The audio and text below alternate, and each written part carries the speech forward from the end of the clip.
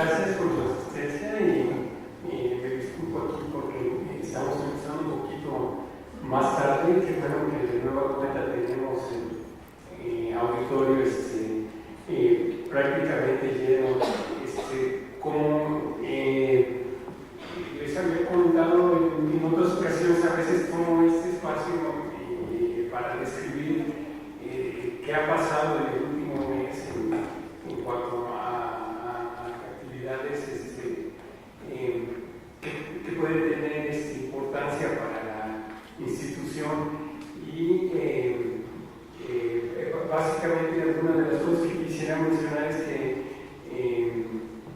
tuvimos la visita del profesor Rainer Fischer, que es director adjunto de la Fundación Fraunhofer. Visitó nuestra unidad aquí en Zacatenco y el Argelio en Irapuato, con la idea de que bueno, ya tenemos un memorándum de entendimiento con esta fundación y ellos están tratando de ver la posibilidad de establecer un instituto Fraunhofer aquí en México, similar a la estructura que tenemos actualmente con la unidad mixta de investigación que tenemos con Francia. 60 cumplidos. Biotecnología o farmacología, pero estamos viendo estas posibilidades. Esta visita fue importante para que conocieran sin estar en más detalles.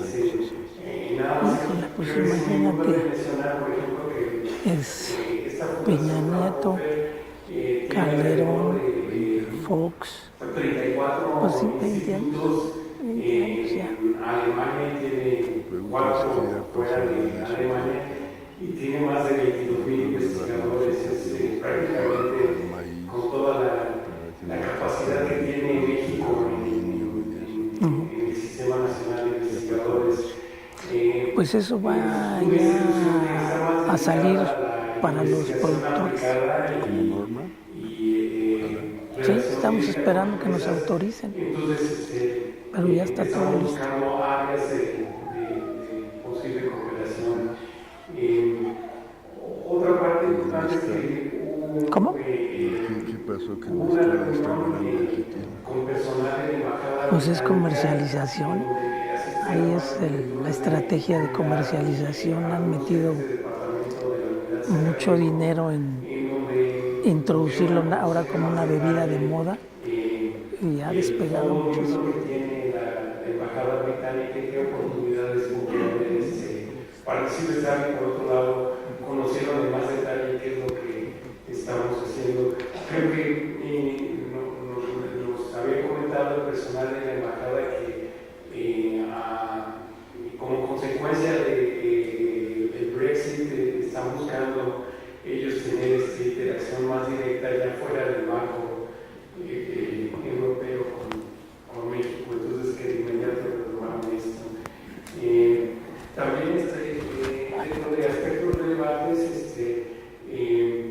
hubo una conferencia de prensa para anunciar este premio Neopharma, que es un premio combinado entre Sinvestab y esta farmacéutica, donde es un premio que se ha dado por 4 años, está abierto a todo el país, no nada más a Sinvestab, en 3 ocasiones lo han ganado investigadores del Sinvestab.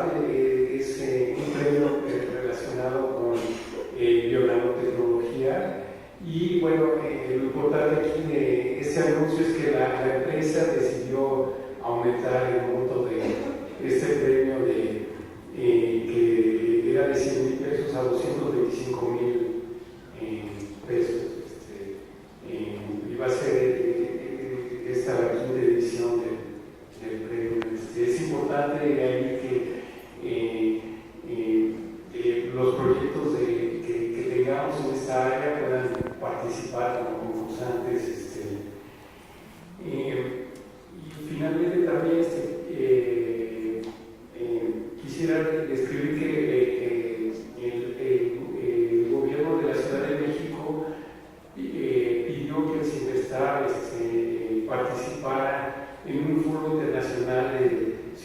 digitales y del conocimiento.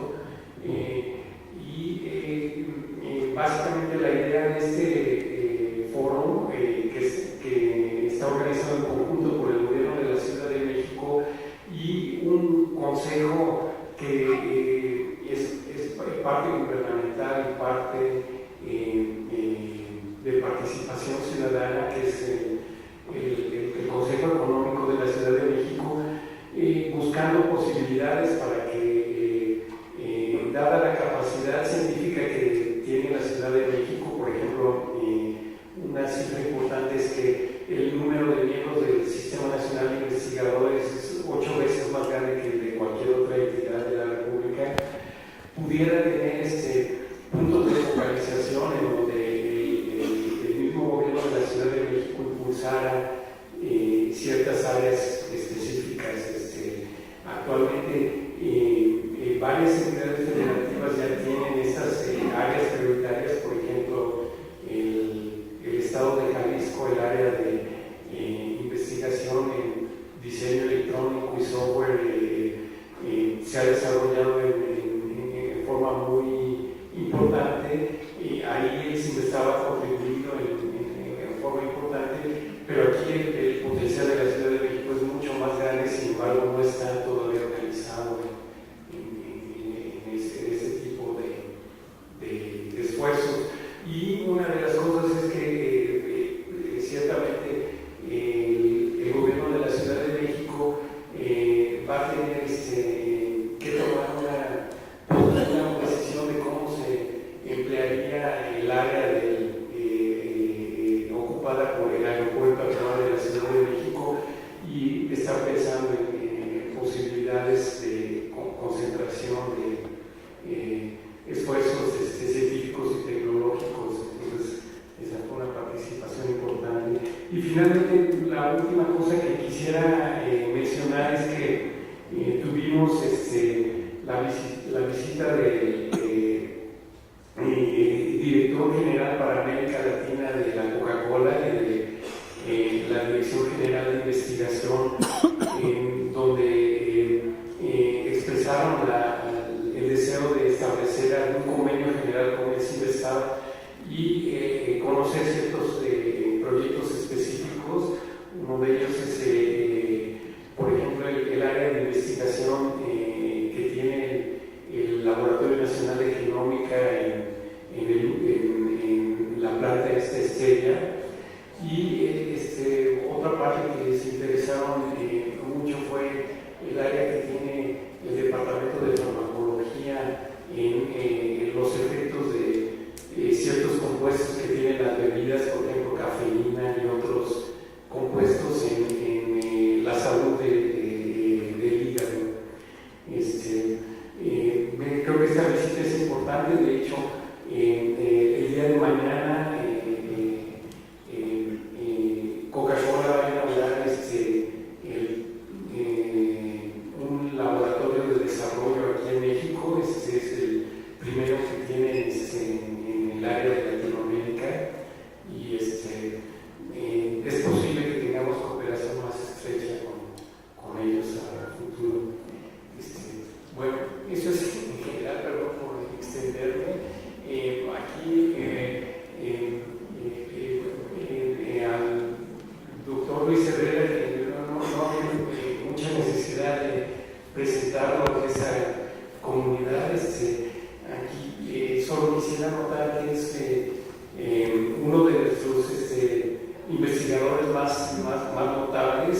De hecho, actualmente, ya puedo decir eso, es nuestro profesor emérito más joven, entre otras cosas. Y bueno, nada más por nombrar algo muy importante para la institución, es que el año pasado él fue nombrado por la revista Scientific American como una de las 100 personas más influyentes en la historia de la biotecnología. Yo creo que con eso no necesita más presentación, entonces mejor oír lo que nos tiene que decir. Muchas gracias.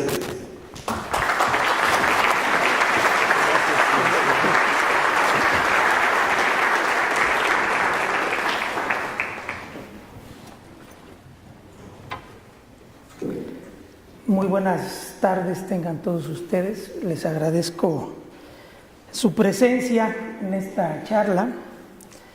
Es un tema complejo, es un tema controversial, es un tema muy discutido.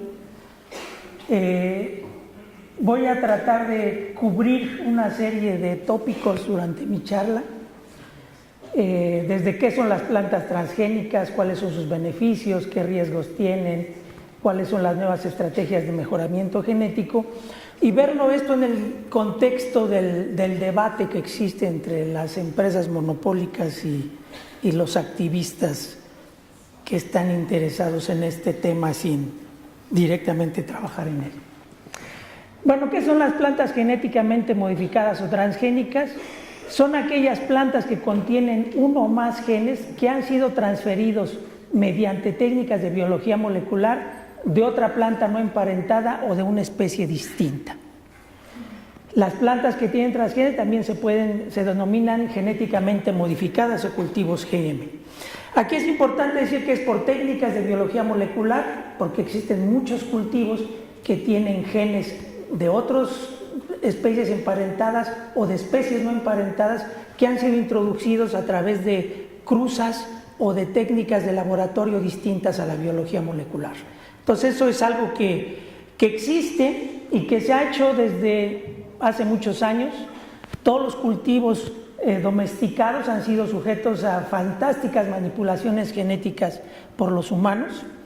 Hace unos 9,000 años, nuestros antepasados aquí en México, en la parte central de México, empezaron a domesticar el teosinte para llevarlo hasta lo que ahora conocemos como maíz.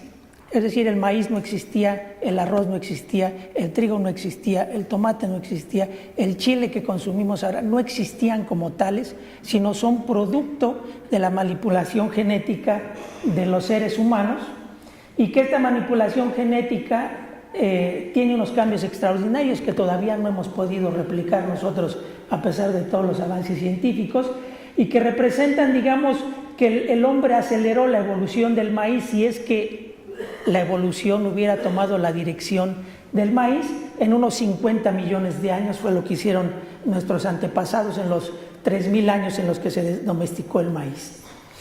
Ahora bien, hay muchos tipos de cultivos genéticamente modificados y todos se revuelven, todos se hacen como si fuera la misma cosa, aunque tienen características distintas. Hay cultivos genéticamente modificados que contienen genes de la misma especie, a las cuales se le han hecho modificaciones en el laboratorio y se les han dado diferentes nombres. Estos son, por ejemplo, los cisgénicos, que todos los elementos provienen de la misma especie y por lo tanto deberían de considerarse distintos a aquellos que tienen genes de otras especies. Los intragénicos, que tienen genes de la misma especie pero están revueltas las señales de un gen con los de otra. Pero aquí el problema es que la gente que se opone a la tecnología rechaza todas las versiones de la misma manera, como si todas fueran biológicamente equivalentes. Ahora, ¿cómo se hace una planta transgénica?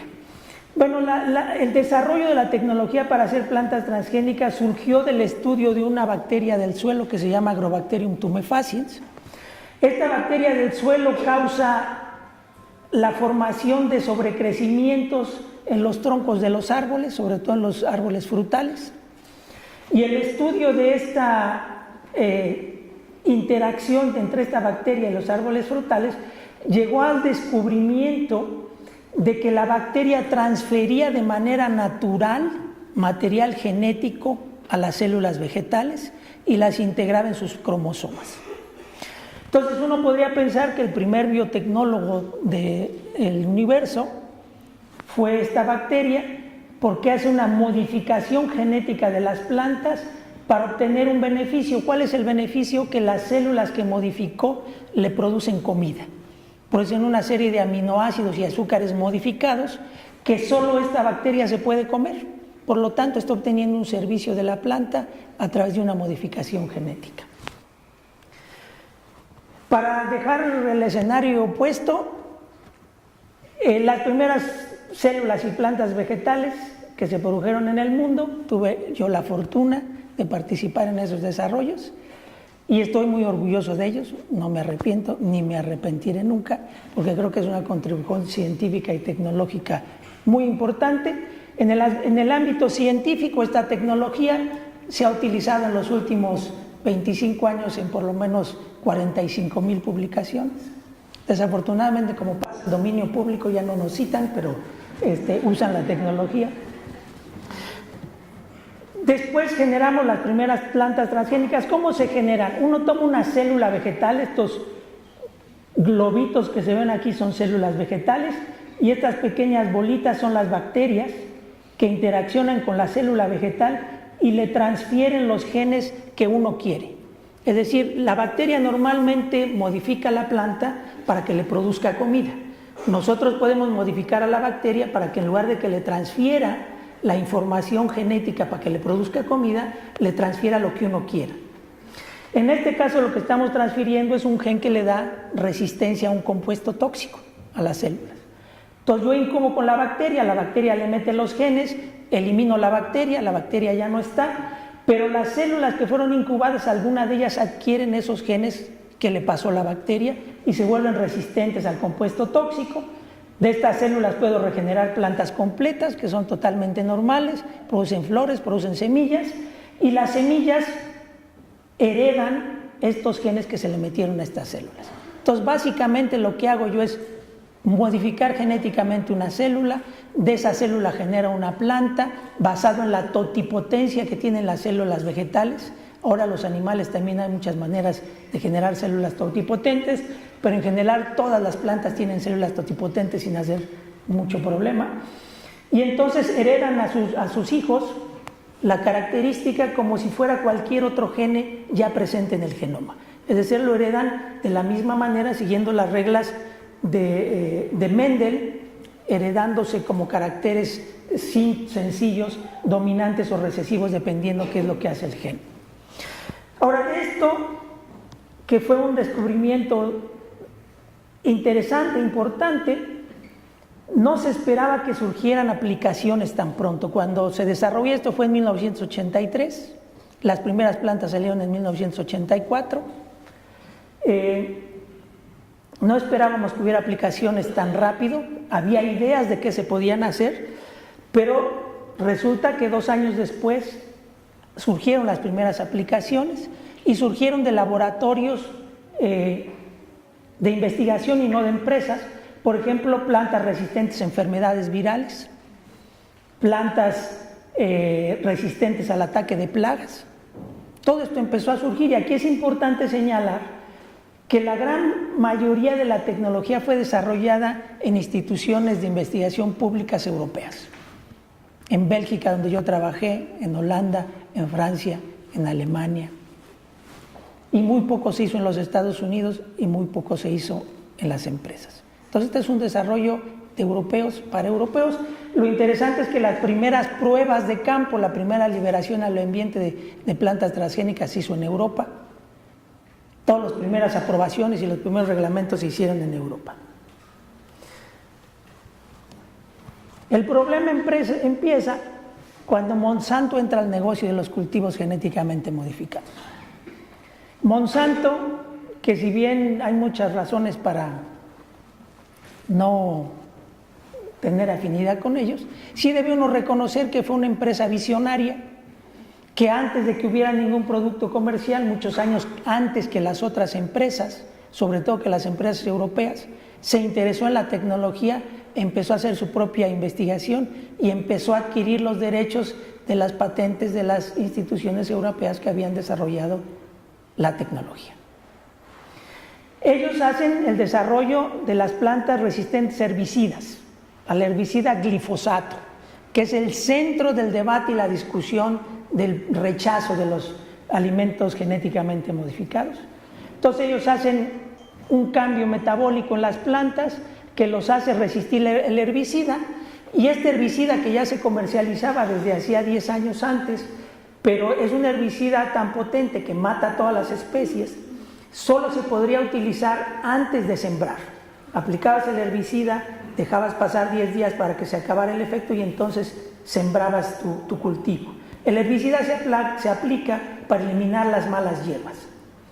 si yo hago mis cultivos resistentes, puedo sembrar y aplicar al mismo tiempo y lo único que va a sobrevivir es mi cultivo. Ese es el secreto con el cual Monsanto ha desarrollado tanta comercialización de estos productos. Aquí también quiero poner otro antecedente importante. Uno de los dos componentes esenciales para que Monsanto obtuviera la resistencia a herbicidas es un desarrollo que hice yo cuando trabajaba en el laboratorio de la Universidad de Gante, que fue describir cómo podemos meter proteínas a los cloroplastos de la planta. ¿Por qué? Porque muchas enzimas, por ejemplo la que da resistencia al herbicida, funcionan normalmente en el cloroplasto. Entonces, si yo quiero meter una versión de la enzima que da resistencia, la tengo que regresar al cloroplasto. Entonces, nosotros lo que hicimos fue desarrollar una tecnología para meter cualquier proteína en los cloroplastos. Y aquí lo que les quiero señalar es que esta patente nos fue otorgada a nosotros, se le licenció a Bayer y por alguna razón que todavía no logro entender, Bayer se la regaló a Monsanto y nunca he recibido una regalía. Monsanto ha comercializado alrededor de 57 mil millones de dólares de plantas resistentes a herbicidas, por lo cual si me hubiera tocado el 1% de regalías, me deben alrededor de 57 millones de dólares. Esta es la razón por la cual yo no tengo ninguna afinidad con Monsanto. Por más que mis detractores digan que yo vivo a costa de Monsanto y Monsanto me paga para hablar bien de la tecnología, tengo razones de muchos pesos para estar en desacuerdo con ellos. Entonces, este es el centro del debate, ¿no? Pero hay muchas cosas más que se pueden hacer con los transgénicos. Por ejemplo, hacer plantas resistentes a plagas. ¿En qué se basan estas plantas resistentes a plagas? En el uso de un bioinsecticida que produce una bacteria.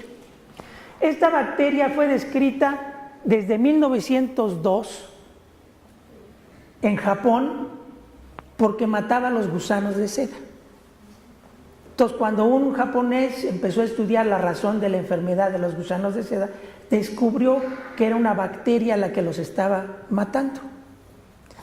Desafortunadamente, como nadie leía japonés, pues nadie se enteró de lo que hizo el japonés. Y 10 años después, un alemán redescubrió la misma bacteria. Y entonces por eso se llamaba Bacillus berliner. Pero bueno, el caso es que desde 1920, esta bacteria, que contiene un bioinsecticida, se usa como un control de insectos en la agricultura. Es decir, que llevamos casi 100 años usándola. Y en Estados Unidos en Francia se entró al mercado en el 38 y en Estados Unidos en el 61. ¿Cómo funciona esta bacteria? La bacteria produce una espora con la cual se reproduce y un cristal de proteínas. Este cristal de proteínas es el que contiene las proteínas insecticidas. ¿Qué es lo que pasa cuando un insecto se come este cristal que tiene el bioinsecticida?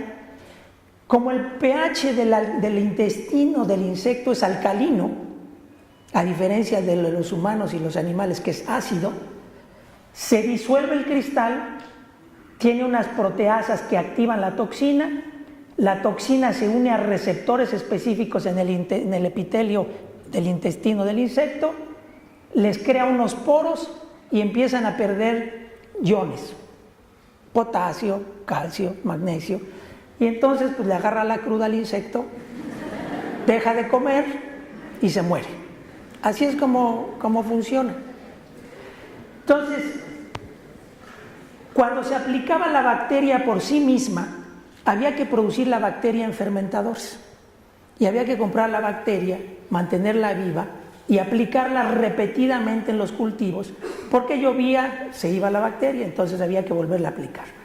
Entonces la gente, cuando se desarrolló esta tecnología, dijo, ¿y por qué no tomamos el gen de esta bacteria que codifica para la proteína bioinsecticida y hacemos que la planta produzca su propio bioinsecticida? Es un insecticida que está aprobado para consumo humano, es totalmente inocuo para animales, es totalmente inocuo para humanos y animales. es biodegradable, no deja residuos y es altamente específico. Mata cierto tipo de insectos, a diferencia de los insecticidas químicos que matan todos los insectos y a los humanos también si uno se echa mucho insecticida. Entonces, ¿qué fue lo que pasó? Se produjeron plantas transgénicas que producen insecticidas biológicos y que esto es lo que ocurre si yo no trato con insecticidas químicos. Este es un campo de maíz no tratado con insecticidas químicos. Si yo uso mis plantas que producen su propio insecticida sin necesidad de insecticidas químicos, la planta se defiende sola. Esto en realidad es maravilloso. Es un mecanismo de defender contra plagas específicas sin dañar la diversidad de los insectos que son normalmente matados por los insectos, por los insecticidas químicos. ¿Qué otro tipo de cosas podemos hacer? Mejorar la calidad de los productos. Este es arroz que produce provitamina A. Este señor que se llama Ingo Potricus trabajó durante 25 años para tratar de resolver un problema muy concreto. En el sureste asiático hay 300 millones de humanos ciegos. ¿Por qué están ciegos? Porque no tienen una fuente de vitamina A suficiente para que puedan formar los pigmentos de los ojos. ¿Por qué no comen vitamina A? Porque nomás tienen arroz a su alcance. Como bien decían de los chinitos, pues que es arroz, arroz y arroz. Uno podría resolver este problema muy fácilmente si comieran tomatitos y chilitos y otras verduritas. El problema es quién les va a llevar las verduritas, quién va a pagar por producirlas, quién va a pagar por transportarlas y quién va a pagar por distribuirlas. Ese problema tiene más de 100 años y ahí sigue. Entonces lo que este señor pensó es decir, bueno, ¿y qué tal si produzco la provitamina A en el producto que ellos comen, en el producto que ellos producen? Y entonces lo produjo. Este es el arroz original. Y entonces fue sujeto de la burla de Greenpeace porque dijeron, sí, con este arroz, un niño para evitar la ceguera tiene que comer 1 kilo de arroz al día. 1 kilo de arroz al día, aquí las amas de casa no me dejan mentir, cuando lo hierven, pues se hace una cazuela de arroz. Entonces, pues estaba difícil, efectivamente era difícil que un niño se comiera una cazuela de arroz completa al día. Entonces, ¿qué hicieron? Se pusieron a trabajar y sacaron la versión B del arroz dorado, que ya no es dorado, sino más bien cafezoso. Y este arroz dorado tiene una dosis suficiente de vitamina A que con 80 gramos de arroz es suficiente para proveer un humano con suficiente vitamina A para que no tenga problemas de salud. 80 gramos se lo come un niño en 2 comidas, 2 con 3 tenía hasta más que suficiente. Pero el problema es que esto está listo para entregar a los agricultores de manera gratuita, pero cuando se mandó a las Filipinas para que se propagara y se entregara a los agricultores, algunos activistas fueron y quemaron el campo. Por eso, hace unas semanas, 107 premios Nobel sacaron una carta solicitando a Greenpeace y otros grupos de activistas que detuvieran sus campañas contra los alimentos genéticamente modificados, especialmente el arroz dorado, porque ellos consideran que están cometiendo un crimen contra la humanidad. Impedir que este producto llegue a los niños que están perdiendo la visión por no tener suficiente provitamina A, yo coincido con los premios Nobel que es un crimen contra la humanidad. Que si los premios Nobel son los más inteligentes del mundo, a lo mejor no, pero que 107 premios Nobel médicos, físicos, matemáticos, biólogos coincidan en que los dictámenes de la Academia de Ciencias de Francia, que la Academia de Ciencias Alemana, la Academia de Ciencias de los Estados Unidos, la Organización Mundial de la Salud dice que los alimentos genéticamente modificados no tienen ningún peligro para la salud humana. Yo creo que ellos entienden, saben y dicen, por ahí vi una nota en la jornada, porque uno de los signatarios de esta carta es nuestro premio Nobel Mario Molina, Pero por supuesto lo descalificaron diciendo que ahora Mario Molina es el asesor en jefe de la Coca-Cola. Yo no sé si será cierto o no es cierto, no dieron ninguna demostración de que fuera cierto. Lo que sí es importante señalar que Mario Molina luchó toda su vida contra las empresas multinacionales que fabricaban estos gases que se usan en los refrigerantes y que causaron el hoyo, el agujero en la capa de ozono de la atmósfera. Entonces me parece totalmente erróneo, equivocado, grosero, que se descalifique una persona que toda su vida se dedicó a resolver un problema, a edificar un problema y luchar contra las empresas multinacionales, descalificarlos de un plumazo porque ahora toma una posición en la cual los activistas no están de acuerdo. Ahora, como les decía, todo el mundo habla del glifosato, todo el mundo se entretiene echándole tierra a la tecnología por el glifosato, pero se olvidan de analizar otros casos. Por ejemplo, la papaya resistente al virus de la mancha anular. Este es un virus que cuando infecta la planta, una planta de papaya es una planta perenne, produce alrededor de 10 o 15 años fruto. Cuando es infectado por el virus, la planta se va secando y no produce más de un año, y los frutos que produce son estos frutos manchados, que seguramente ustedes habrán visto en el mercado porque este virus tiene una gran incidencia en las zonas de producción de papaya de nuestro país. Entonces, hay dos productos importantes en Hawái: el turismo y la papaya. Esos son los dos principales componentes del Producto Interno Bruto de Hawái. En los años 80, como Hawái es un lugar muy aislado, la papaya vivía en el paraíso. Nunca había visto enfermedades, nunca había visto insectos, entonces estaba aislada en medio del Pacífico. Pero seguramente a principios de los 80 algún turista se llevó una papaya infectada, la metió a Hawái y entonces introdujo la enfermedad. Entonces, de ser un cultivo muy importante, en unos cuantos años quedó devastada la producción de papaya en Hawái. Esto puso en riesgo a más de 100,000 familias que se dedican a la producción de papaya en Hawái.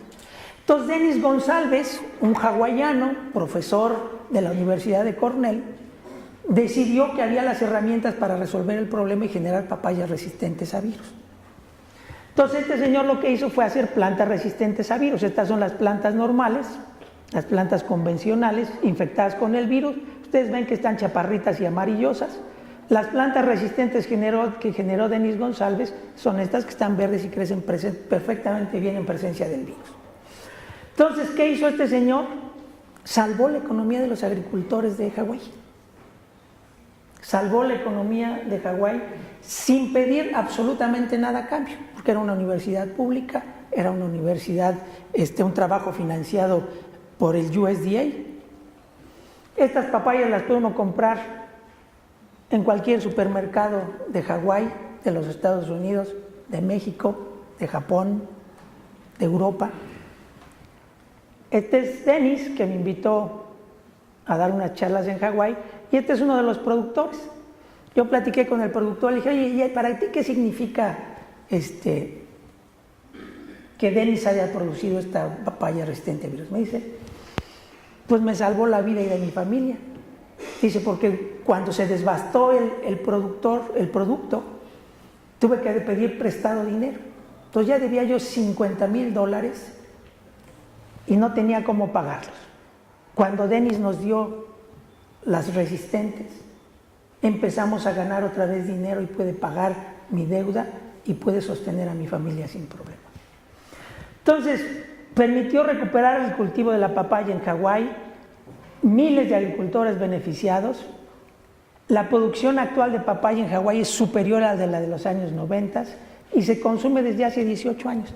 Por ahí dicen: es que los productos genéticamente modificados no se han probado suficiente tiempo. Los exámenes que se hacen con ratas y ratones solo duran de 6 a 12 meses.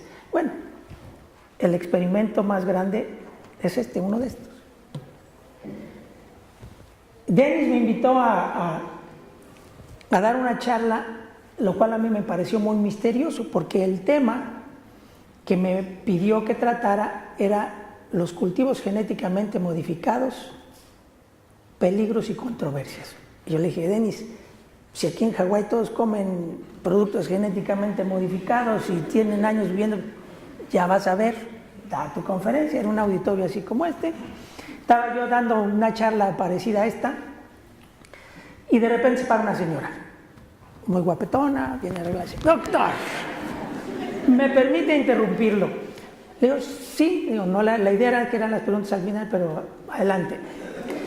Y me dice, doctor, pero ¿por qué dice usted que los cultivos genéticamente modificados han sido analizados y no hay evidencia de que causen a la salud humana si solo se prueban de 6 a 12 meses con animales? Y le digo, señora, ¿usted come papaya? Me dice, sí, claro. ¿Ha tenido algún problema de salud? No. ¿Sabe usted de algún hawaiano que tenga problemas de salud por comer papaya? No, pues claro que no, la papaya es excelente alimento. Le digo, ¿sabe usted que toda la papaya que se come es transgénica? Dice, sí, pero es que de México dicen que el maíz genéticamente modificado es malo. Ahí entendí por qué Denis González me había invitado a mí a ver, la papaya no tiene nada de malo, el maíz mexicano sí. Lo triste, Denis, con el éxito que tuvo en Hawái, se fue a producir variedades transgénicas para otros lugares donde la incidencia de virus era muy alta. Él decidió irse a Tailandia, que es uno de los grandes productores de papaya en el mundo, generó las papayas resistentes a virus. Aquí están probando en el campo. Esta es una de las agricultoras con las que trabajaba Denis González. Pero lamentablemente, después de que el gobierno había aprobado el programa, había aprobado el producto, ya lo tenían los agricultores, llegaron los activistas, presionaron al gobierno y el gobierno dijo, no quiero problemas políticos, cancelamos el proyecto de la papaya.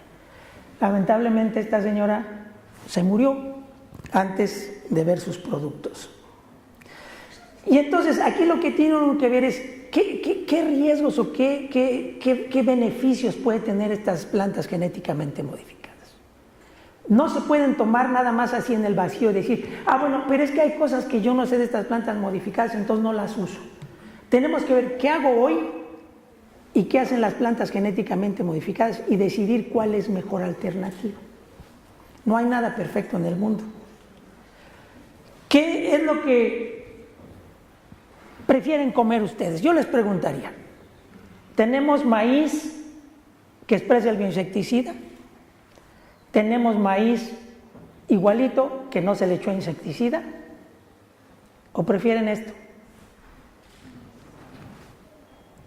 Que pase un avión aventando insecticidas químicos que son altamente tóxicos para animales, altamente tóxicos para humanos. Este señor seguramente va a ir a dar al hospital. Hay 80 muertes al año por intoxicación con insecticidas en este país. Entonces yo me pregunto, ¿qué no será mejor comer maíz BT?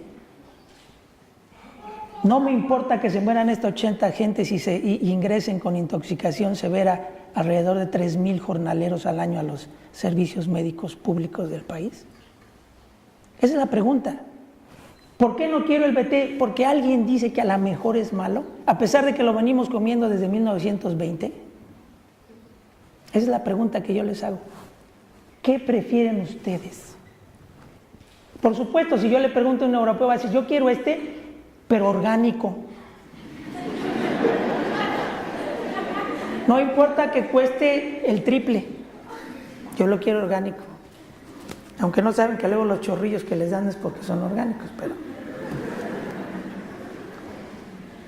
En mi laboratorio hemos trabajado sobre algunos problemas importantes que creemos que son importantes y que tenemos soluciones importantes. Para alcanzar altos rendimientos, todos los campos agrícolas requieren insecticidas, fungicidas, fertilizantes y herbicidas. Ecológicamente los más dañinos son los pesticidas, los fertilizantes y los herbicidas. Los fertilizantes porque causan contaminación de los ríos, de los mares, de los lagos, Y cuando se contaminan los lagos crecen algas que producen toxinas y matan todo. Los herbicidas, pues porque matan toda la diversidad biológica de plantas que hay en el mundo. Nomás para que se den una idea, más de 45 millones de toneladas de fertilizantes se aplican al año. ¿Qué pasa cuando esos fertilizantes se descargan al mar? Crecen algas y se muere todo. Consumen todo el oxígeno, producen toxinas. Este es un problemón gravísimo. Aquí en esta zona del Golfo de México hay una zona de mar muerto de 5,000 kilómetros cuadrados, de la cual nadie habla. Si recuerdan, la British Petroleum hizo un derrame por aquí, por esta zona, de alrededor de 300 kilómetros cuadrados y se hizo un escándalo mundial. Tuvieron que pagar una indemnización de más de $3,000 millones a los diferentes actores de la zona. Acá son 5,000 kilómetros cuadrados y nadie dice nada. ¿Por qué? Porque es producto de la agricultura de la zona maicera de los Estados Unidos, que es la que produce la soya y el maíz en ese país. ¿Nosotros qué hicimos para tratar de resolver este problema? Si yo no fertilizo y siembro un cultivo, las malezas que están adaptadas a ese suelo crecen más rápido. Si yo fertilizo con los fertilizantes normales, promueve el crecimiento de mi cultivo, pero también el de la maleza. Entonces esta maleza me va a matar mi cultivo a menos de que le eche un herbicida y la mate. Entonces por eso necesito echar un fertilizante y necesito echar un herbicida. Nosotros hicimos plantas genéticamente modificadas que se pueden fertilizar con un nuevo fertilizante que es selectivo. Solamente fertiliza el cultivo, pero no las malezas. Y entonces, sin necesidad de herbicidas y con la mitad de los fertilizantes, ahora solo lo que crece es mi cultivo. Pero además no estoy matando las malezas están ahí. A diferencia de los herbicidas, simplemente solo crecen lo que tenían que crecer con el producto, con el fertilizante que hay en el suelo. ¿Cuáles son las ventajas? Reduce el uso de fertilizantes, elimina el uso de herbicidas, reduce el uso de fungicidas, elimina el problema de las supermalezas, que si quieren discutimos después, y usa como fertilizante una basura industrial. La industria que hace plaqueo electroquímico utiliza hipofosfito como un agente reductor y como producto, como desecho, liberan fosfito.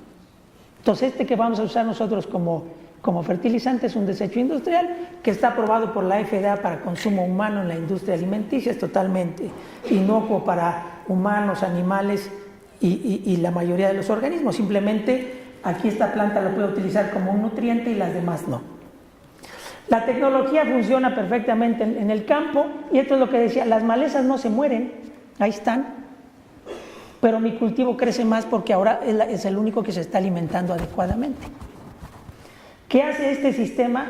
Pues me permite prevenir la evaporación del agua y la erosión del suelo.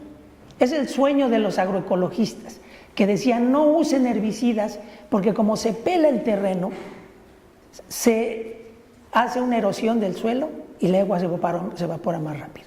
Con estas plantas genéticamente modificadas, yo no mato la biodiversidad y además me está ayudando. Entonces tienen una serie de ventajas. ¿Pero qué pasó? ¿A qué horas fue el crimen? Es complejo entender qué fue lo que pasó mal con esta tecnología. Yo les digo que trabajé en Bélgica generando esta tecnología hasta 1984, regresé a México, me fui de sabático a Inglaterra en 1997. Cuando llegué a Inglaterra en 1997, los primeros productos genéticamente modificados estaban en los supermercados europeos, tomates de más larga vida de anaquel, tomates con más contenido de azúcar, estaban en los anaqueles, todo el mundo feliz comiendo tomates transgénicos y de repente los activistas se paran afuera de los supermercados. Y entonces asustan a los clientes y los clientes se prefieren ir a supermercados que no venden transgénicos. Entonces, ¿qué hace el Sainsbury's y el Asda, todos estos grandes supermercados británicos, dicen, oye, yo estoy vendiendo 7 productos transgénicos y 8,500 de otros, pues mejor quito los transgénicos y dejo los otros y no quito los 8,000 y dejo los transgénicos. Entonces quitaron los transgénicos y esa fue la razón por la cual se dejaron de vender en Europa. La doctora Álvarez Bulla estuvo aquí hace un mes y esta es la razón por la cual mucha gente está en contra de los cultivos genéticamente modificados, porque la manipulación genética tiene efectos inesperados. Ella dice que teniendo en cuenta los datos científicos, no sé de cuáles datos habla, y el puro sentido común, más bien es su sentido común, los organismos transgénicos no pueden ser iguales a los no transgénicos. Es una falsedad asegurar que un organismo puede ser equivalente después que le introdujimos un solo transgénico. Y entonces yo me pregunto, ¿y cuando hacemos una cruza? Que le estoy metiendo 18,000 genes nuevos a una planta, ¿ahí sí es predecible? Una pequeña perturbación en sistemas complejos, que este es el tema de sus charlas, déjenme decirle que la señora es una muy buena investigadora. Que se le barren los frenos cuando habla de transgénicos es otra cosa. No quiero hacer mofa de ella ni nada en absoluto, simplemente es que pierde la objetividad cuando habla de transgénicos. Entonces dice, una pequeña perturbación en sistemas complejos como es un cerebro tiene una consecuencia que no se puede enumerar y mucho menos predecir las consecuencias de las interacciones con otros genes y las síntesis de muchas sustancias. El efecto de un gene o transgen depende no solo de sí mismo, de sus interacciones con otros genes y proteínas y la interacción de organismos transgénicos con el medio ambiente. Entonces, todo procedimiento de mejoramiento genético que implique mutaciones o introducción de alelos distintos al del organismo receptor debe ser detenido. Todos los procesos que tenemos tradicionales para producir las variedades vegetales deben de ser detenidos porque le estamos introduciendo versiones distintas a lo que el organismo receptor tiene. Lo extraño es que para su investigación sí sirven los transgénicos. Si es algo tan impredecible, ¿por qué es tan complejo? ¿Cómo es que ella puede publicar artículos definiendo la función de un gen utilizando solamente herramientas transgénicas? Yo me pregunto, si el efecto de la presencia de un nuevo gen o transgénico tiene efectos impredecibles, ¿cómo es que la señora sí puede predecir la función de un gen? No que dependía de su interacción con todos los demás genes y con todas las sustancias de la planta. Es más, ha desarrollado ella propuestas de redes de regulación complejísimas para definir los programas de desarrollo de las plantas. ¿Cómo puede ella desarrollar y publicar estos modelos si todos están basados en datos generados por plantas transgénicas que tienen consecuencias impredecibles? Esto es lo que yo simplemente no le puedo entender a la doctora Álvarez Bulla. ¿Cómo es que sí le sirven para lo que quiere, pero son malas para lo que no quiere? Y tiene una precisión tan grande que le permite hacer todos estos esquemas tan complejos de interacción de genes, de regulación y de programas de desarrollo. Son cosas que no entiendo. En ese tenor, por ejemplo, dicen, yo tengo un tomate y le meto un gen para producir antocianinas. Estos compuestos tan antioxidantes, tan populares ahora que se lo toma la gente así en cápsulas. Dice uno, mejor cómetelo en un tomatito, ¿no? No, porque quién sabe qué tenga este tomate, ¿no? Está genéticamente manipulado.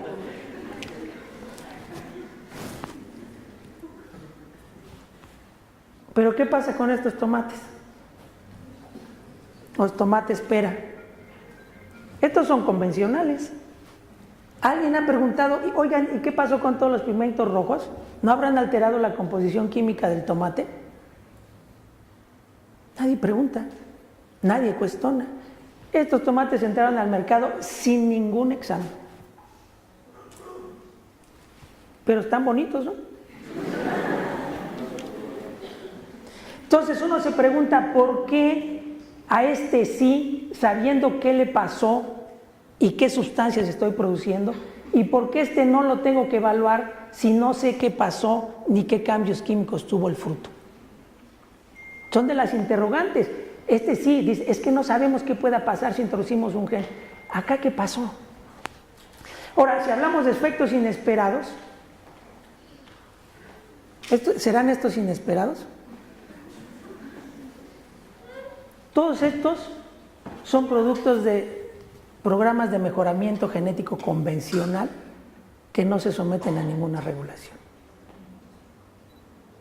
Entonces, todo sistema biológico tiene efectos inesperados si se altera un gen que va a dar un fenotipo esperado. Estas mutantes son mutantes homeóticas.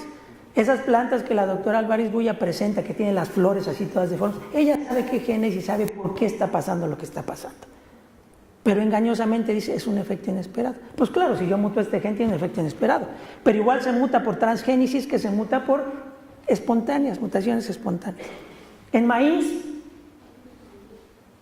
en todos los cultivos sucede lo mismo. Entonces, ¿cuáles son esperados o inesperados? El mejoramiento por mutación tiene unas fuentes de radiación gigantescas del tamaño de una cancha de fútbol, donde siembran plantas y las irradian para generar variación genética. De esos procesos de mutación, pues se generaron las naranjas sin semilla, las toronjas rojas, el maíz, el trigo para hacer pastas. Todas son producto de procesos de mutación donde no está entrando una mutación a la planta. Son cientos de mutaciones que no sabemos en dónde cayeron, simplemente dieron el fenotipo que uno quería, que en este caso pues podría ser el efecto inesperado, que se queden sin semilla, ¿no? Por supuesto que salen cosas inesperadas, como en cualquier otro proceso. Pero los datos científicos, ¿qué dicen? Los análisis transcriptómicos revelan que una planta mutagenizada tiene más alteraciones que una planta genéticamente modificada. Entonces, toda la información que hay sugiere que en el peor de los casos, los genéticamente modificados son equivalentes a los convencionales. Y luego llegamos aquí a los activistas, esta señora que vive de dar conferencias de transgénicos. Dice, we must end Monsanto's colonization. Debemos detener la colonización de Monsanto. Es esclavitud de los agricultores, cuyo único escape de la trampa de Monsanto es el suicidio. Entonces, esto es lo que ella se dedica a hacer toda una serie de escándalos que llegan a esto, ¿no? 300,000 agricultores se suicidaron, miles de animales muertos. Nadie los ha visto, pero todo tiene que ver con el algodón resistente a plagas genéticamente modificadas. Entonces, ¿qué hay de cierto y qué no hay de cierto con esto? Primero, el algodón BT ha sido un gran éxito en India, en la China, en Brasil, en México, en Estados Unidos, en Canadá, en todos los lugares que se siembran.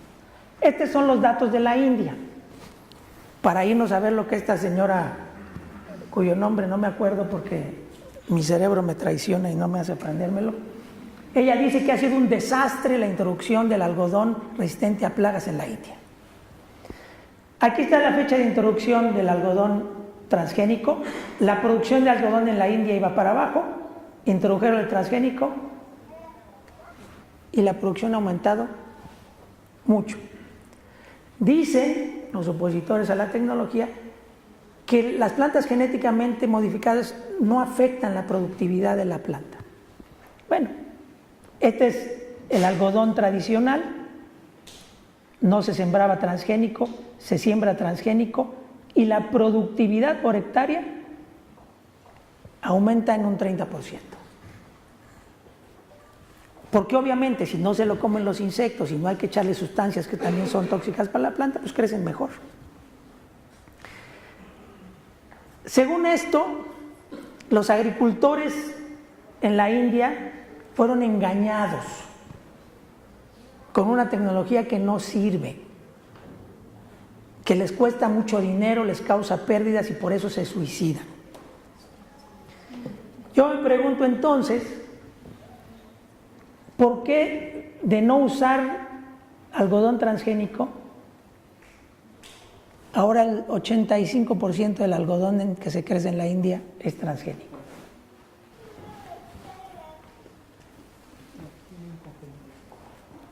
Y lo más interesante, el número de agricultores que usa el algodón BT se incrementó de 50,000 en 2002 a 7.2 millones de agricultores en el 2012. Yo me pregunto, ¿serán estúpidos los agricultores? ¿Compran cosas que les salen caras y no les sirven? ¿Y por eso se suicidan? ¿Sería la única explicación? No entiendo por qué alguien se va a ver forzado a comprar el algodón transgénico. Pero claro, el caso de los suicidios en la India, que es lo que tanto publicita esta mujer. Ella dice que desde que ingresó al mercado el algodón transgénico hubo un incremento en los suicidios de los agricultores en la India. Entonces ella toma un set de datos real, verdadero, que indica que hay un aumento en una región de la India coincidente con la introducción del algodón transgénico. Sin embargo, si vemos nosotros, antes de que entrara el algodón transgénico, ya hubo un incremento en los suicidios. Entonces esto empieza a dejar dudas de si en realidad hay una correlación causal entre la introducción de la tecnología y los suicidios. Porque resulta que desde que se introdujeron los organismos genéticamente modificados, aumentó el cáncer, aumentó la diabetes, aumentó el autismo, perdió más el tri. Todo eso sucede desde que están los organismos genéticamente modificados. Pero ¿qué pasa si tomamos los números nacionales de la India? Entre el algodón transgénico no hay ningún signo de aumento en los suicidios en la población rural de la India. ¿Qué fue lo que pasó? Que yo selectivamente agarro la zona que me conviene, donde hubo un aumento, pero no agarro una zona donde hubo una disminución, donde se mantuvo constante o donde disminuyeron los suicidios. Entonces, esto es perverso. O sea, yo agarro selectivamente los datos para decir hay una causa y efecto, cuando en realidad los datos en su conjunto dicen todo lo contrario. Entonces esto habría que pensarlo cuando la gente viene y habla, si somos críticos o no. Estos son los hechos en la India.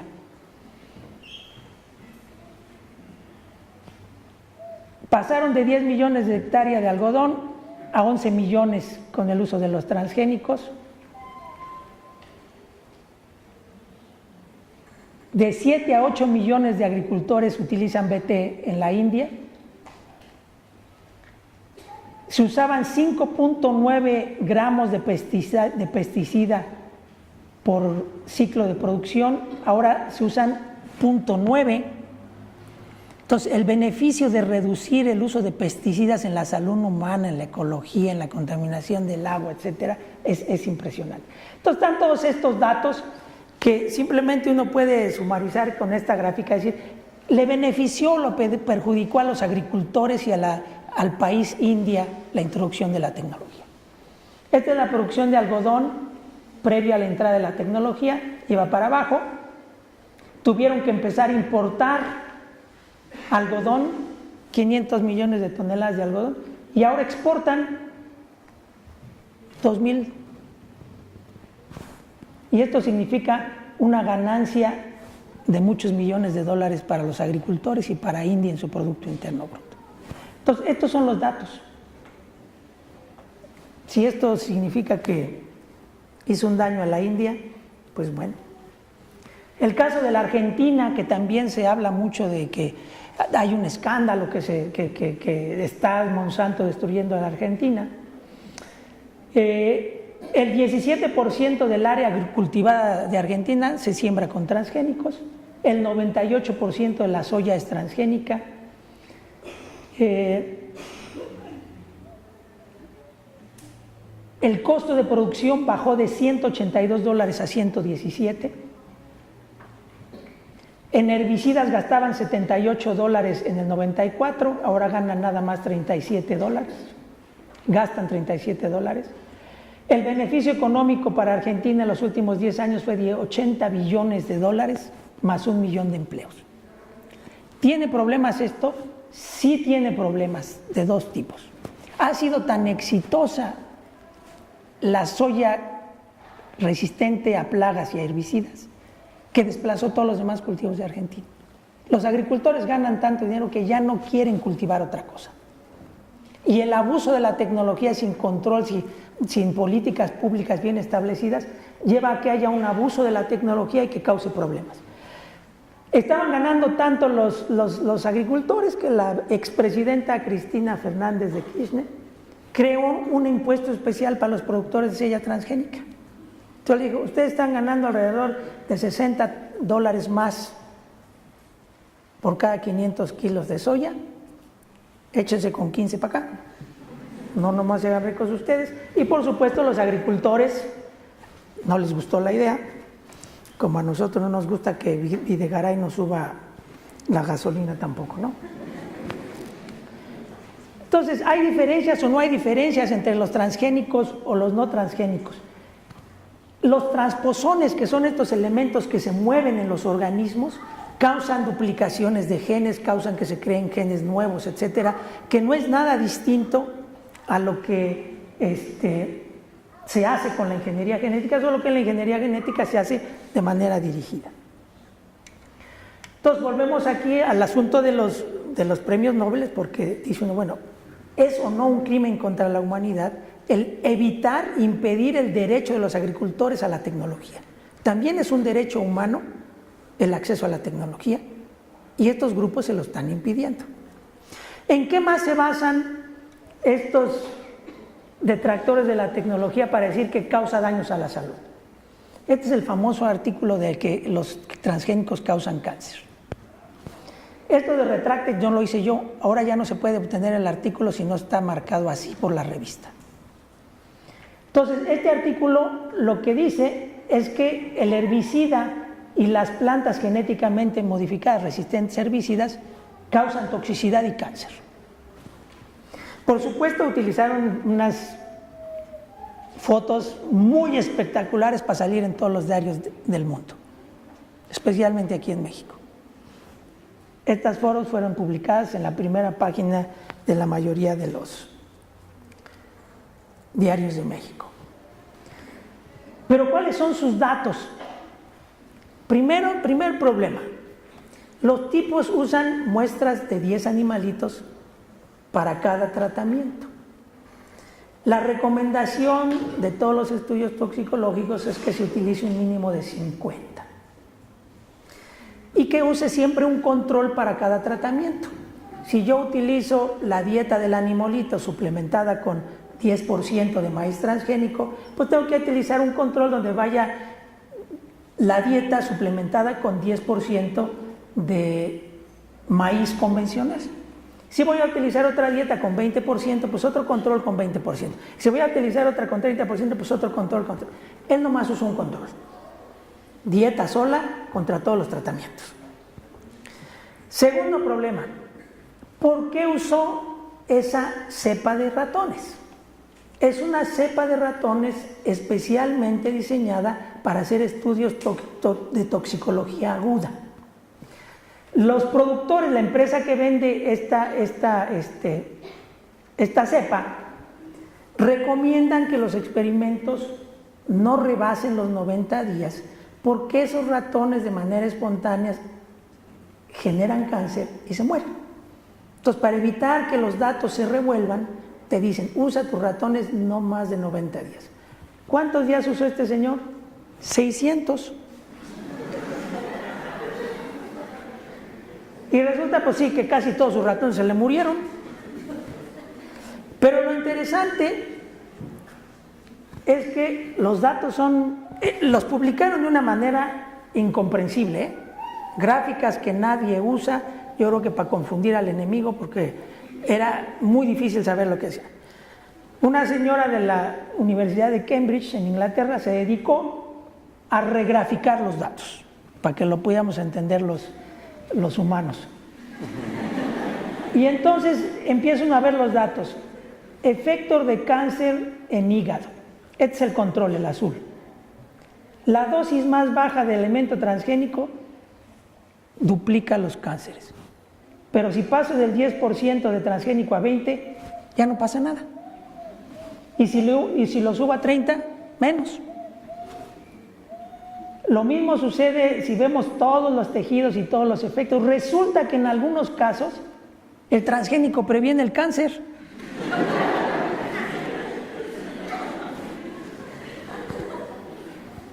Lo más gracioso y que hace inexplicable por qué les habían aceptado su publicación es su explicación.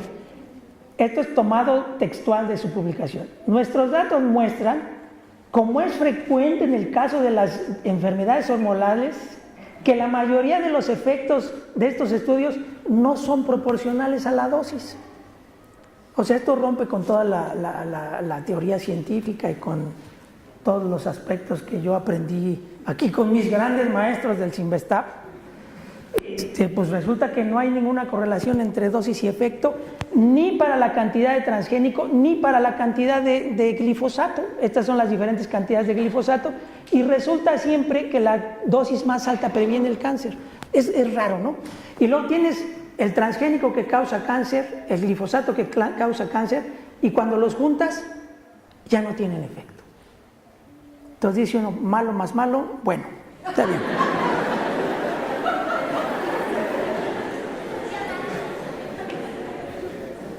Y siguen sacando al señor Seralini que no, que esto fue un complot de Monsanto para que la revista sacara de la circulación su artículo.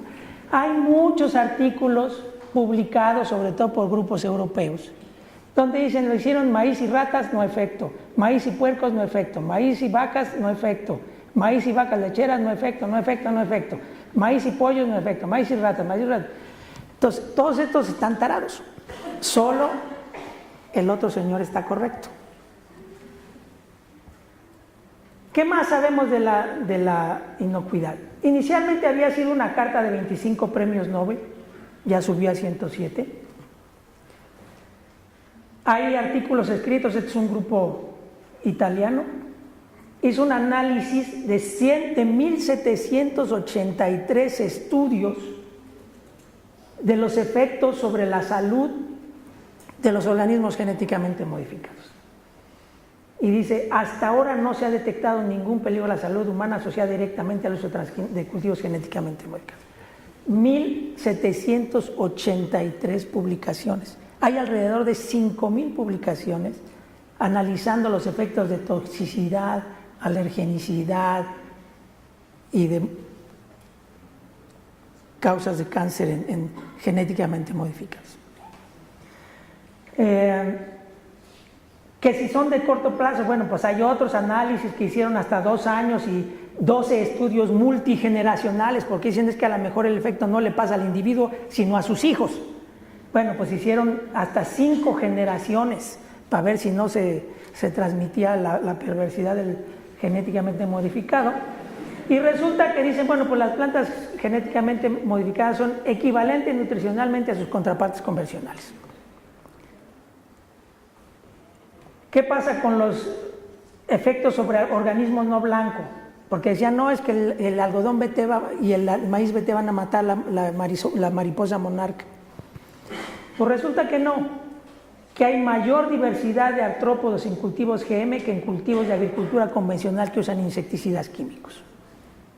Usamos uno u usamos el otro. No podemos estar sin, porque entonces los insectos se comen todo el cultivo. Ahora, ustedes pueden decir, estos investigadores están locos, etcétera, pero las autoridades europeas dicen lo contrario. Bueno, este es un librito que sacó la Comunidad Europea, que ha financiado durante 10 años el estudio de los efectos de los organismos genéticamente modificados, y la conclusión principal que se puede sustraer del esfuerzo de más de 130 proyectos de investigación que abarcaron un periodo de 25 años e involucraron más de 500 grupos de investigación independiente, es que la biotecnología y en particular los organismos genéticamente modificados no son per se más riesgosos que las técnicas de mejoramiento convencional. Esa es la conclusión de gastar 800 millones de euros en estos estudios. Ahora, para aquellos que dicen, bueno, es que 5 generaciones no es suficiente para determinar el peligro de un producto. Llevamos 8,000 años comiendo productos transgénicos. El sweet potato, camote para nosotros, y no es albur, jóvenes.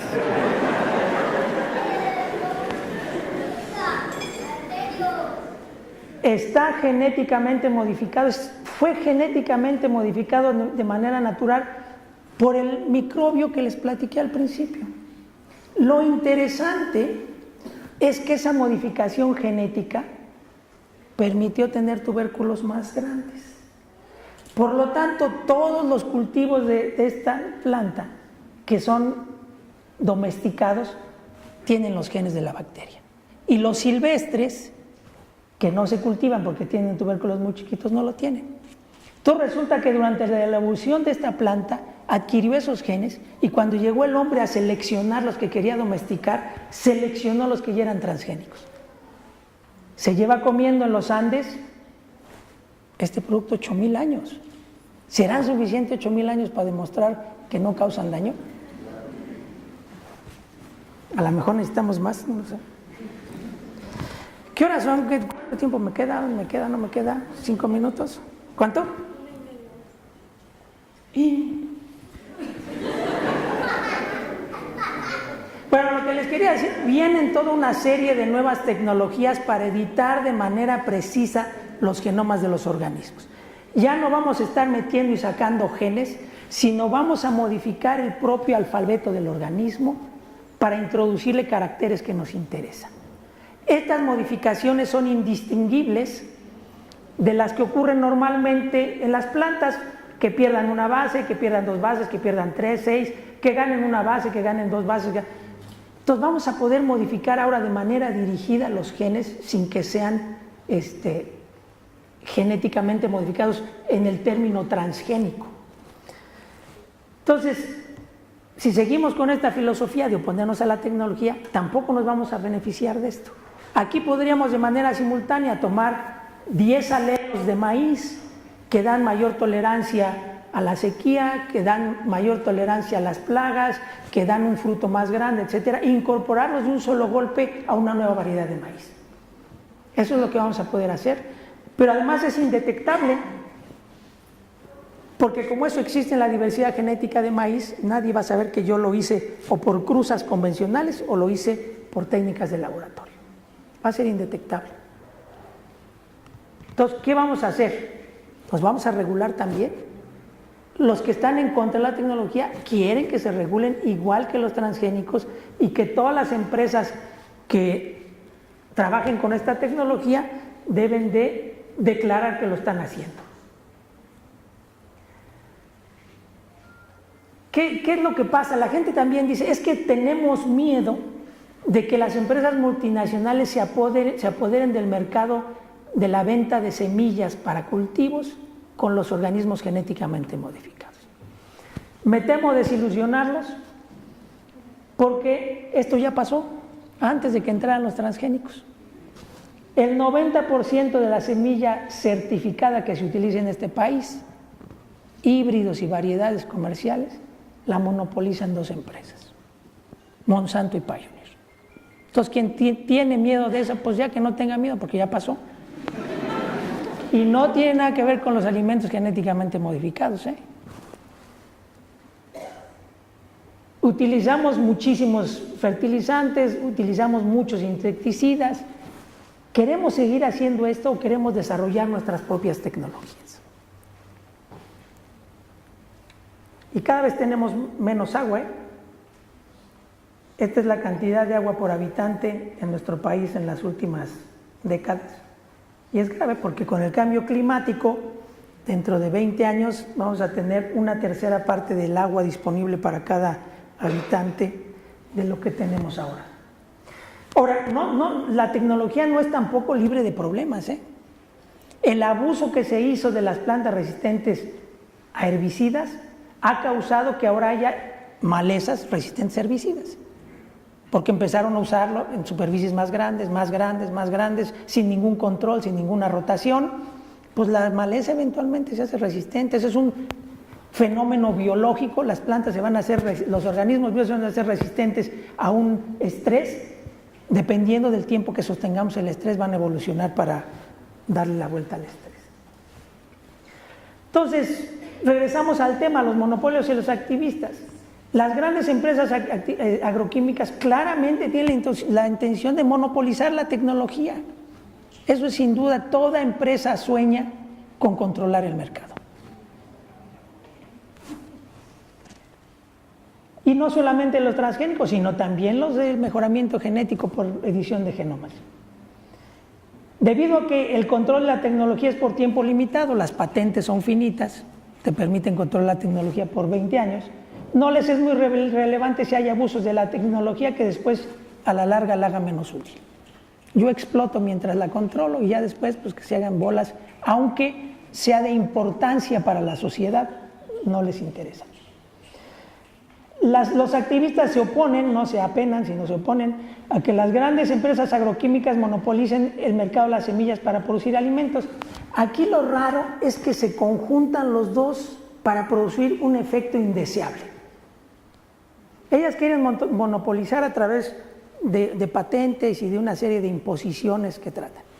Pero los activistas lo que hacen es pedir que se hagan cada vez más pruebas para poder liberar un organismo a nivel comercial, un organismo genéticamente modificado.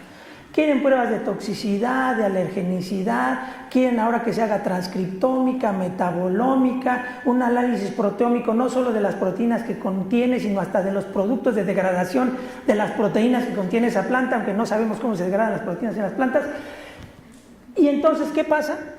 Pues que eso eleva el costo de lo que se llama la desregulación del producto para que pueda ser comercializado a muchos millones de dólares. Entonces, ¿qué hace la actividad de estas gentes? Que los gobiernos pongan la vara más alta y resulta que la única lo puede brincar son las grandes empresas multinacionales. Por eso, después del producto de la papaya transgénica que introdujo en Kauai Denis González, ninguna otra universidad ha podido introducir un producto al mercado, porque no tienen con qué. Y solo lo que a Monsanto o a Pioneer les interesa, ellos lo compran y lo comercializan. Entonces, la pregunta es, ¿por qué los activistas se oponen a la creación de programas nacionales que nos permitan generar nuestra propia tecnología y nuestros propios productos? Las patentes de la resistencia a insectos con BT ya se acabaron. Las patentes de resistencia a herbicidas ya se acabaron. Ahora vamos a poder hacer genéricos, igual que en los farmacéuticos. ¿Pero de dónde vamos a sacar nuestros genéricos? Pues de China o de la India, porque aquí en México va a costar tanto producirlos que no vamos a poder. Ese va a ser el problema, porque podemos importar pero no sembrar. Esa es la paradoja. Europa consume pero no siembra. Y en Europa no tiene ni de qué preocuparse, porque ni el maíz es nativo, ni el frijol es nativo, ni el tomate es nativo, ni el chile es nativo. Prácticamente fuera de algunas brasicáceas no hay nada nativo. Y entonces, ¿a quién favorece hacer tan complicada la regulación de los productos genéticamente modificados? Y finalmente, para terminar, los opositores a la tecnología consideran que la decisión de algunos países europeos de prohibir la siembra de cultivos genéticamente modificados es la correcta. Bayer está adquiriendo a Monsanto. Entonces ahora va a ser una empresa europea y van a empezar a comercializar los alimentos genéticamente modificados en Europa. Ahora sí ya va a ser aceptable porque es una empresa europea. 65,000 millones de dólares está ofreciendo Bayer a Monsanto. Están cerca de cerrar la negociación, aunque no estoy seguro que Monsanto acepte los 65,000 millones y a lo mejor quieren 100,000. Bueno, eso es todo lo que les quería decir. Estoy abierto a preguntas. Sí les pediría, por favor, Me pueden hacer todas las preguntas que quieran, que sean preguntas y no discursos. Porque hay poco tiempo, entonces un breve comentario y una pregunta, pero no un discurso.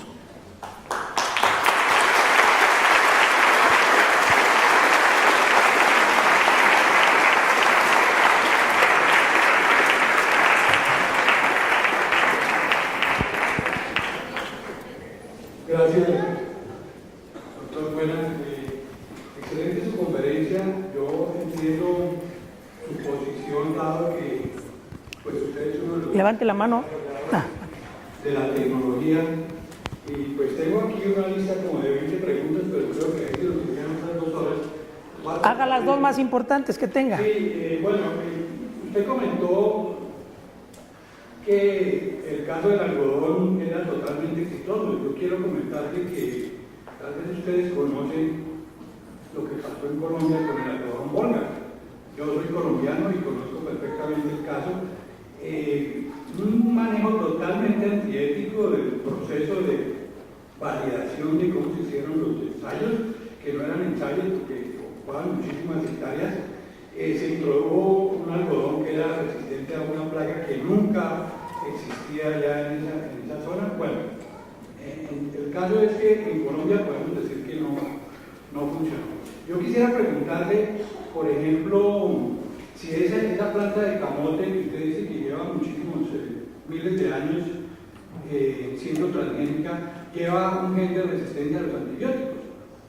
Sabemos que uno de los problemas ahorita en el mundo es el aumento de la resistencia a los antibióticos y se sabe que es por mal manejo de los antibióticos. En mi opinión, meterle un gen de antibiótico a una planta de estas es un mal manejo de los antibióticos. Los antibióticos no están hechos para eso.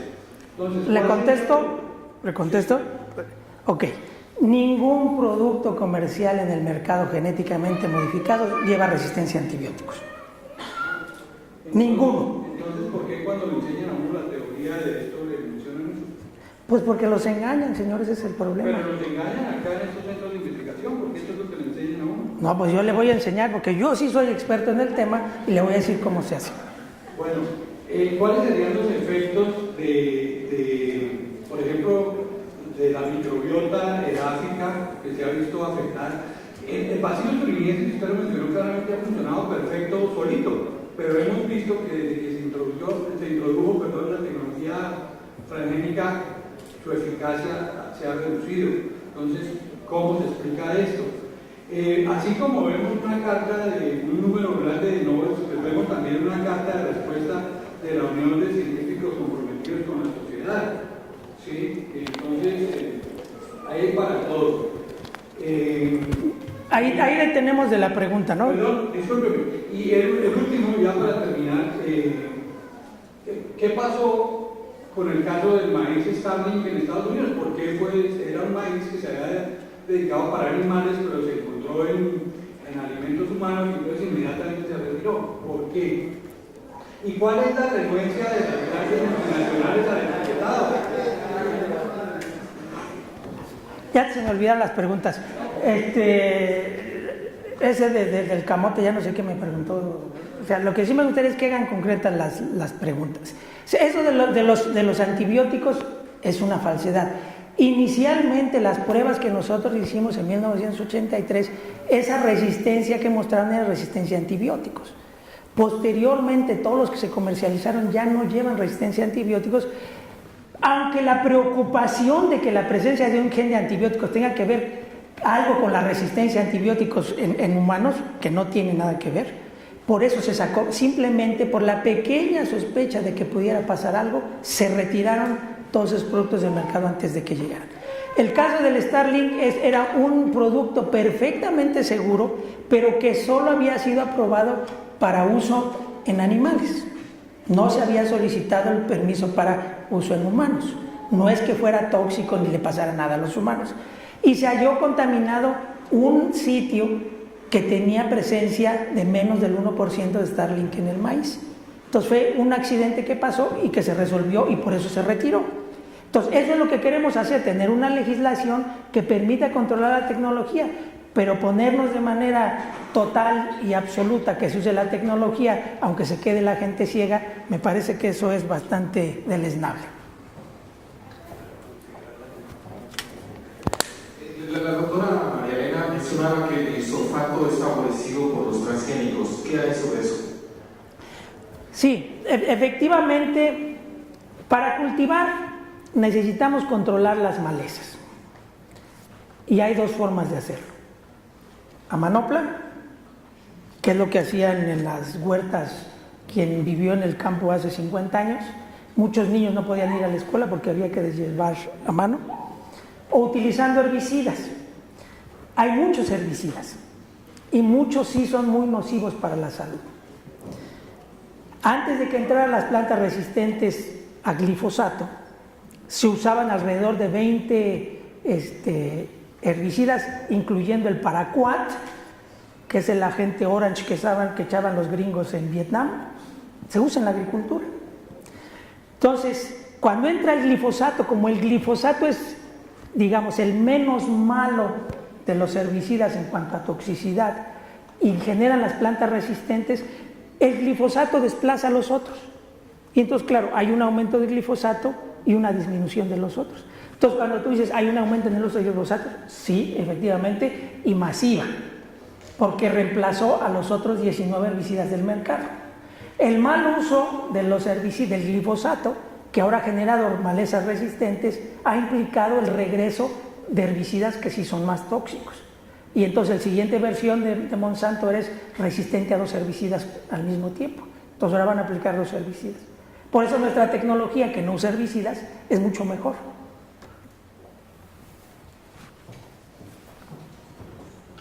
Doctor, muchas gracias por la calidad de su conferencia.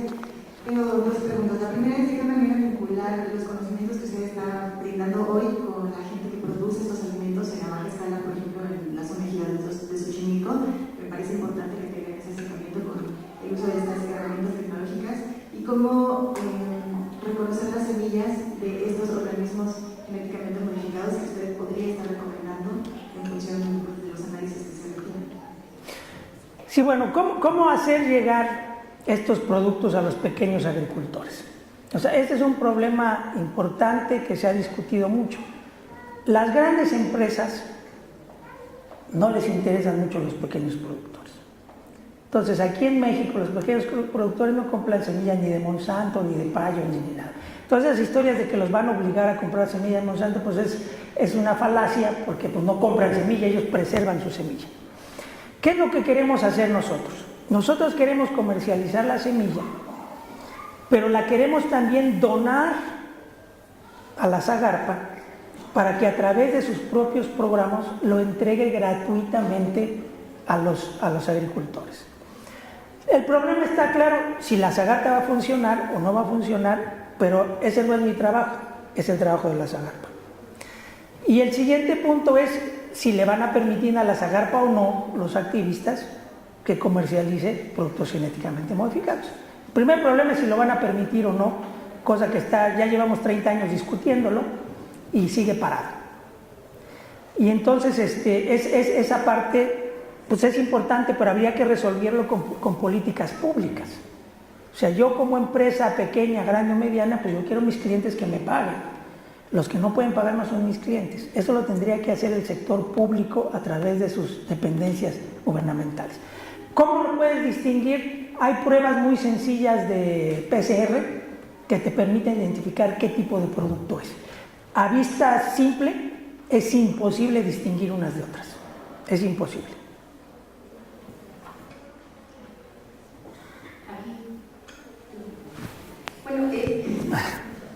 Bueno, la bandada Shiva, la industria y la corriente mexicana de activistas no van en contra solamente de transgénicos, sino en general de la biotecnología. Tenemos muchas recomendaciones en iglesias, en otros centros donde se congrega la gente para divertirse, que no usen vacunas, que no usen insulina, ¿no? De una manera que es bastante preocupante.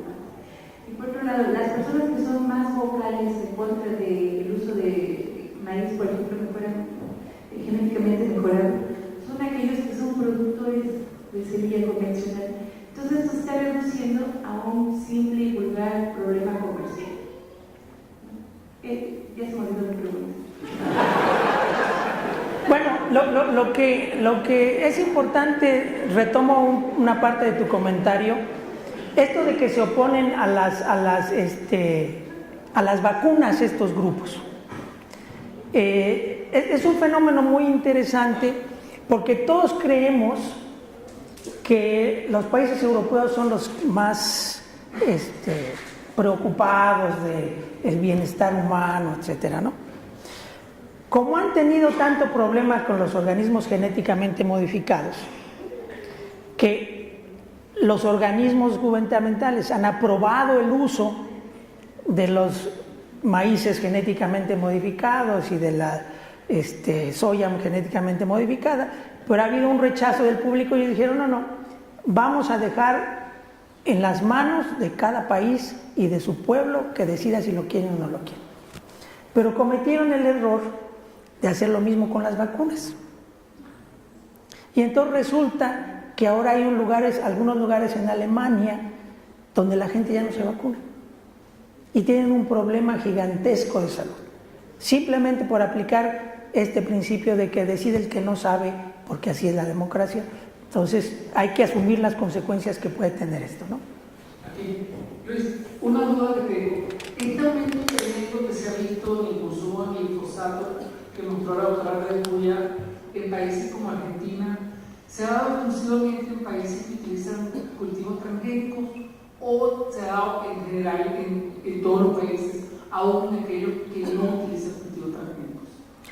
Se ha dado en ambos, porque el glifosato es el herbicida más popular en los países que usan alimentos genéticamente modificados y los que no.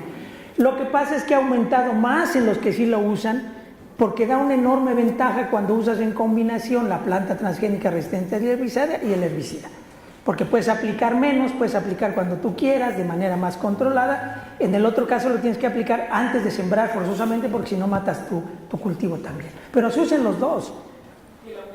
Y de hecho los principales productores de glifosato no es Monsanto, son los chinos, porque el glifosato ya salió de patente. Entonces quien está inundando el mundo de glifosato son los chinos.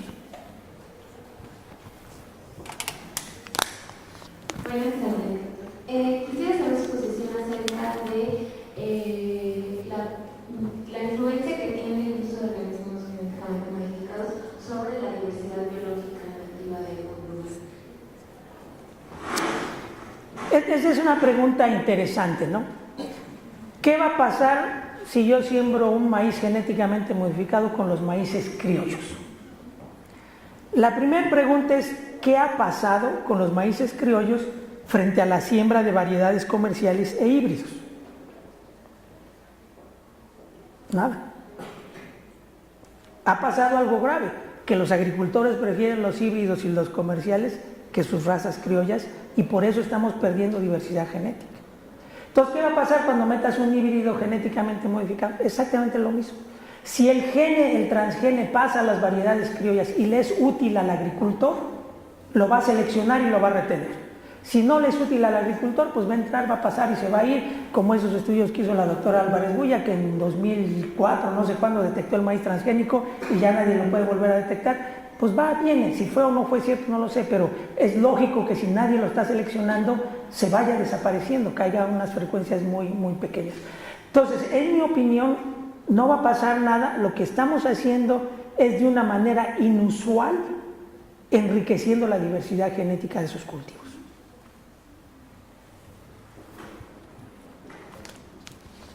Doctor Luis, gracias por mostrarme, me puedo volver aquí.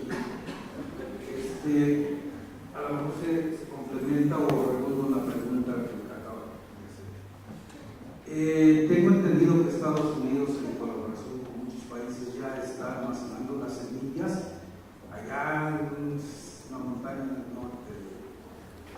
¿Sí?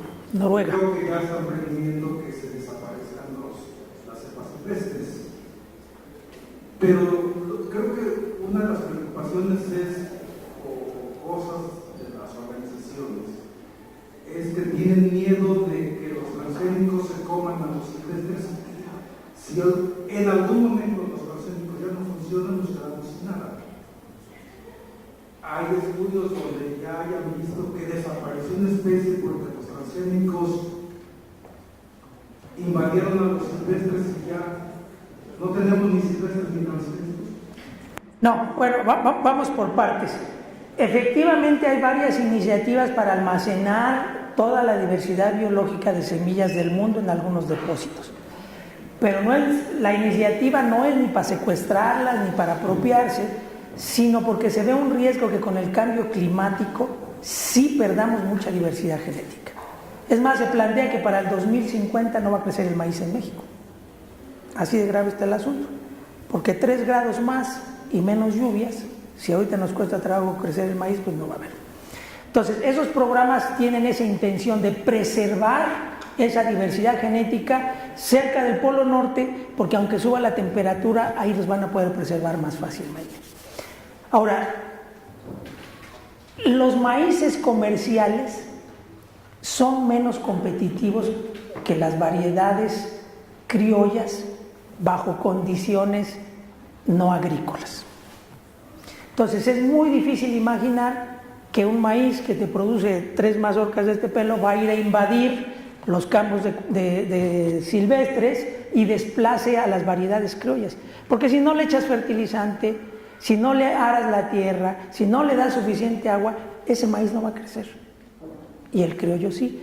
Todo lo que tenemos que hacer, y esa es una de las misiones de nuestro laboratorio, es estudiar la diversidad genética del maíz para entender por qué los criollos bajo ciertas circunstancias funcionan mejor, y entonces poder tomar esas características para las variedades futuras. Nadie en su sano juicio considera que la pérdida de diversidad genética y biológica es conveniente para nadie, porque son la fuente de nuestros futuros alimentos. Entonces tendría que estar alguien loco, ni las empresas piensan eso. Monsanto, Pioneer tienen sus colecciones de maíz gigantescas.